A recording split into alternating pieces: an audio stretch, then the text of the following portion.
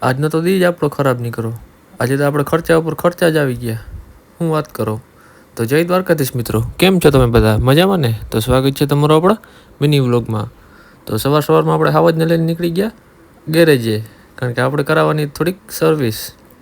તો આપણે લઈ લીધો હાવજનો સામાન. પહેલું તો આપણે ઓઇલ જ બદલાવાનું હતું. તો આપણા કાકા ગેરેજવાળા હતા, એ ઓઇલ બદલાવાનું ચાલુ કરી દીધું. ઓઇલ હાવજનું નહીં કરતું હતું, જીવ આપણો ચડતો હતો.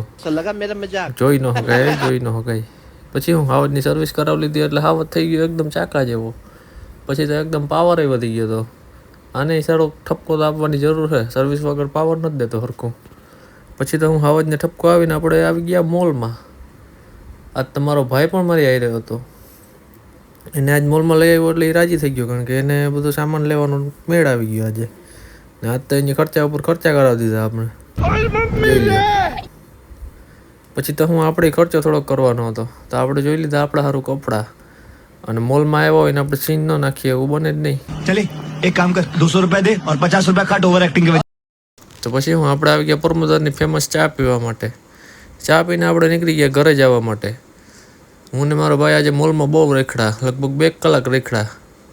પછી તો હું બધે સામાન લઈને આપણે નીકળી ગયા ઘરે જવા માટે. અને ઘરે આવીને સીધો સામાનનો કરી દીધો પથારો. પથારો કરતા જ આપણે દાંત પડી ગઈ મમ્મીની, અને પછી અહીંયા આપણે કામ સોંપી દીધું. ચાલો આપણે આપણી મમ્મીનું કામ કરી લે.